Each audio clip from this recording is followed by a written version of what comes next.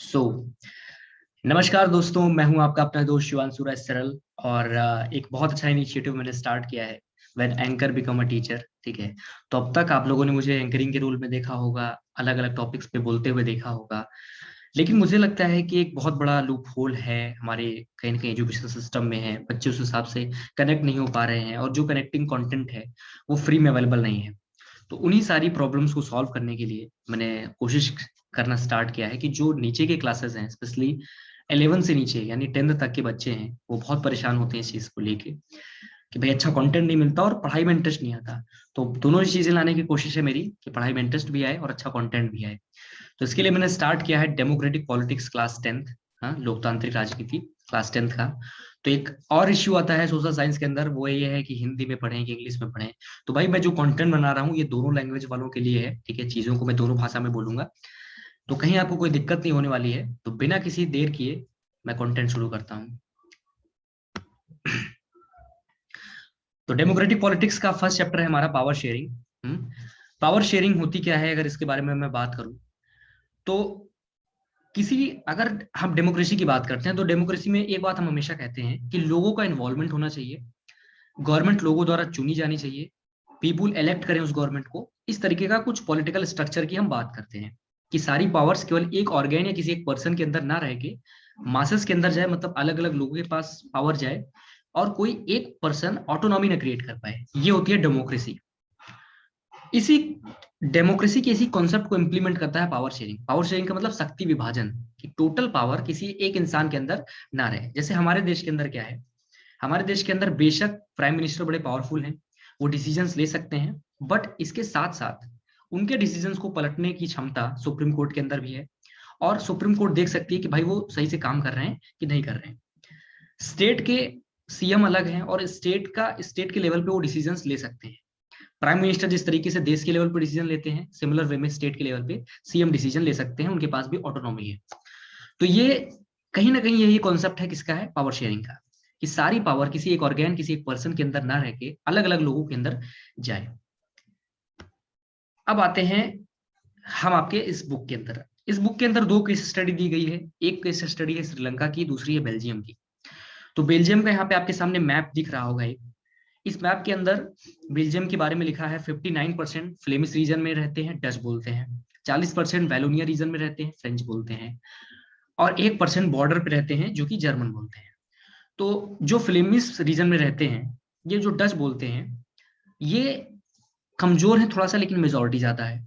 वैलोनिया reason में जो रहते हैं वो फ्रेंच बोलते हैं, पावरफुल हैं, रिच हैं, लेकिन थोड़ी सी इनकी पॉपुलेशन कम है, 40% है, मेजोरिटी से थोड़ा सा कम है। 1% बॉर्डर पे रहते हैं। लेकिन बेल्जियम इतना मतलब सिंपल नहीं है जैसा आप देख रहे हो। ये तो पूरे देश की स्थिति है, पूरे देश में 59% फ्लेमिश लोग रहते हैं, इस तरीके का पूरा एक उनका कॉन्सेप्ट है।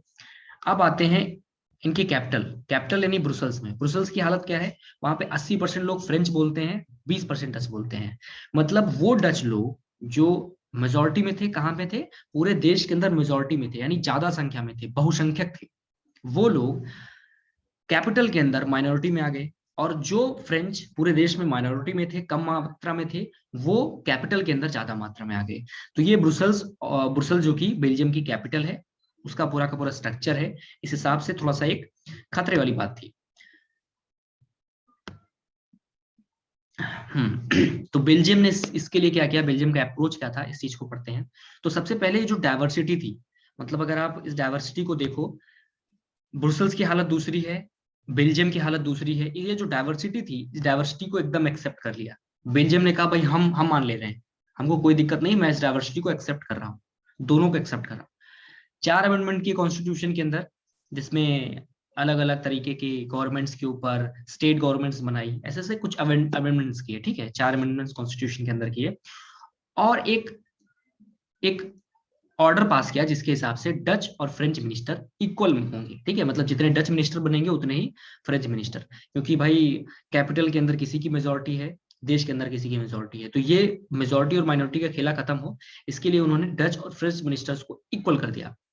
Free government, state government with more power. और जो स्टेट गवर्नमेंट थी उसको ज्यादा पावर के साथ फ्री कर दिया। ये बेल्जियम का अप्रोच था, ठीक है। एक स्टेट गवर्नमेंट भी बना दी, मतलब एक देश के लेवल पे गवर्नमेंट तो थी ही, एक स्टेट लेवल की गवर्नमेंट भी बना दी। तो बेल्जियम इस तरीके से इस प्रॉब्लम से निपटा। और साथ ही साथ ब्रुसेल्स को एक सेपरेट गवर्नमेंट दिया विद इक्वल रिप्रेजेंटेशन। अभी तक क्या था कि रिप्रेजेंटेशन की बात हो रही थी, ठीक है। रिप्रेजेंटेशन का मतलब है कि ब्रुसेल्स में माइनॉरिटी दूसरी है, मेजोरिटी दूसरी है, कैपिटल के अंदर और देश के अंदर माइनॉरिटी मेजोरिटी दूसरी है। तो ये माइनॉरिटी मेजोरिटी का खेला खत्म हो सकते ब्रुसेल्स में एक सेपरेट गवर्नमेंट बनाई with equal representation. Community government is also elected by one people community have power to deal with cultural education and language issue, ठीक है। अब भाई अलग अलग तो गवर्नमेंट बना दिया गया, लेकिन दिक्कत आ सकती थी। उस दिक्कत से निपटने के लिए एक कम्युनिटी बनाई गई। कैसी गवर्नमेंट बनाई, कम्युनिटी बनाई गई कि वन पीपल कम्युनिटी द्वारा एक कम्युनिटी बनाई गई, ठीक है। मतलब कोई एक ही कम्युनिटी उस गवर्नमेंट को चुनेंगे और उनके पास कल्चरल एजुकेशनल और लैंग्वेज इश्यू पे डिसीजन लेने का राइट होगा। बाकी और जो मामले होंगे उसके ऊपर बेल्जियम की गवर्नमेंट डिसीजन लेगी।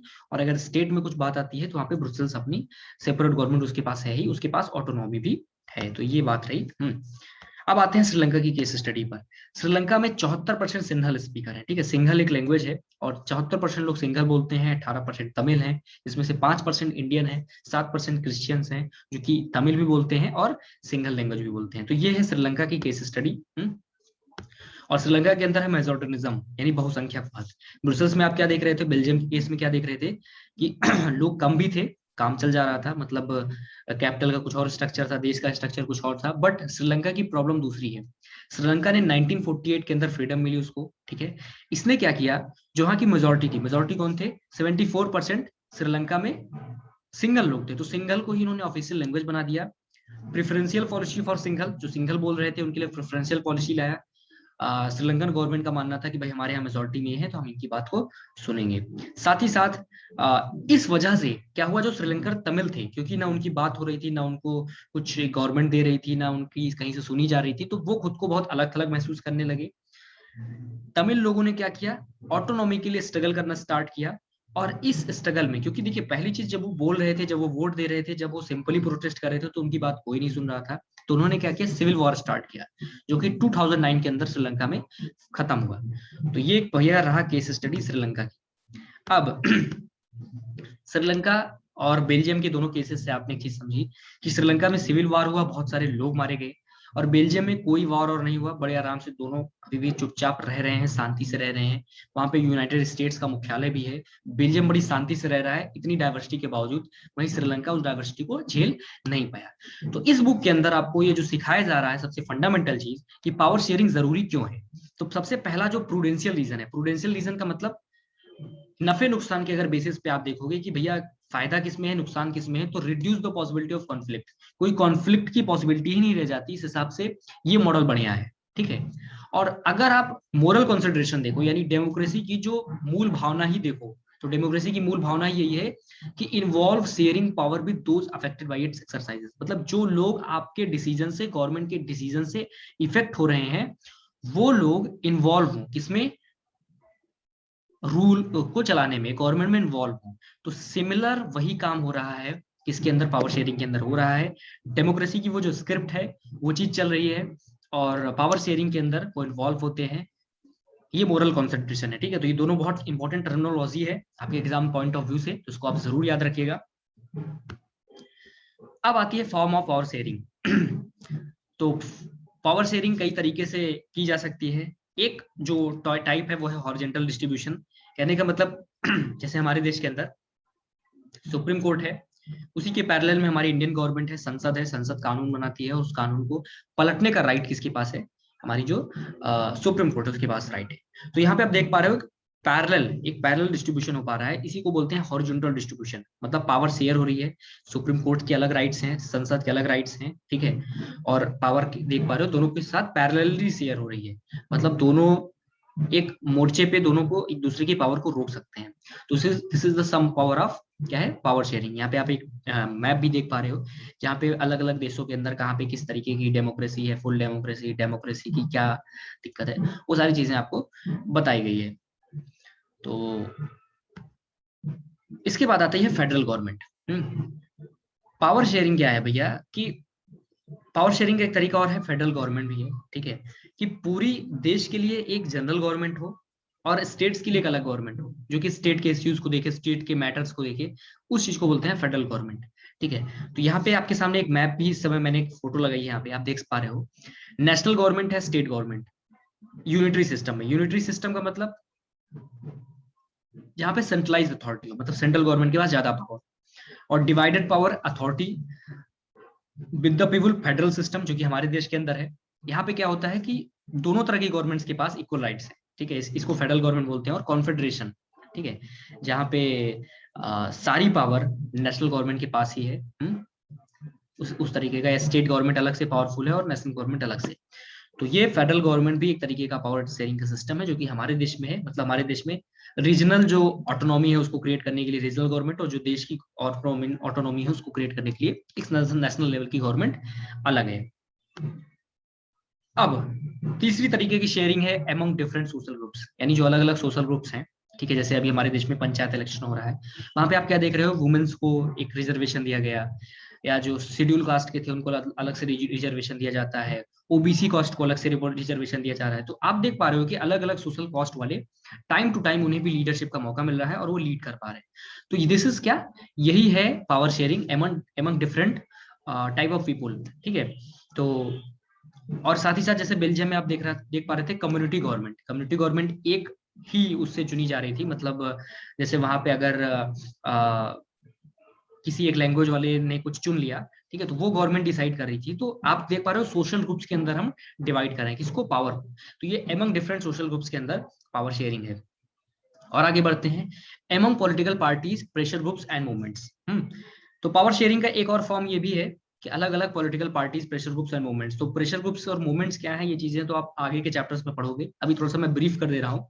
देखिए पॉलिटिकल पार्टीज के अंदर तो आप देखते ही हो, ठीक है, जैसे हमारे देश के अंदर बीजेपी है, कांग्रेस है, और रीजनल पार्टीज भी हैं। तो हर पार्टी का अपना एक एजेंडा है, ठीक है, उस एजेंडे के साथ उनके पास भी कुछ पावर्स हैं, मतलब सबका अपना एक वोट बैंक है वगैरह वगैरह। तो वो अपना एक एजेंडा चलाते हैं। साथ ही साथ प्रेशर ग्रुप्स क्या है, प्रेशर ग्रुप्स वो हैं कि जो इकट्ठा होकर कुछ दबाव बनाते हैं। जैसे हमारे यहाँ क्या है, किसान आंदोलन है, ठीक है, किसान इस समय आप कह सकते हो प्रेशर ग्रुप्स हैं। लॉकडाउन लगा था, लोगों को बहुत ज्यादा प्रॉब्लम्स होने लगी, तो जो किसान जो व्यापारी थे, व्यापारी क्या हो गए, प्रेशर ग्रुप्स हो गए, कि वो डिमांड कर रहे हैं कि भाई ऐसा करो। या हमारे देश के स्टूडेंट्स अलग अलग चीजों के ऊपर डिमांड करते हैं कि भाई ये चीज ऐसे करो, वो चीज ऐसे करो। तो वो प्रेशर ग्रुप्स हैं। और ये प्रेशर ग्रुप्स पहले तो प्रेशर डालते हैं, जब नहीं सुनी जाती तो ये मूवमेंट्स करते हैं। तो मूवमेंट ही क्या है, एक तरीके का ये भी पावर शेयरिंग है। जैसे हमारे देश में इसमें किसान आंदोलन हो रहा है, तो किसान आंदोलन, अगर किसान बहुत ज्यादा इसमें इन्वॉल्व हो गए तो कहीं ना कहीं एक तरीके का प्रेशर बन रहा है गवर्नमेंट के ऊपर। तो ये भी एक तरीके की पावर शेयरिंग है। तो आई होप आपको ये चैप्टर अच्छे से समझ में आया होगा। मैंने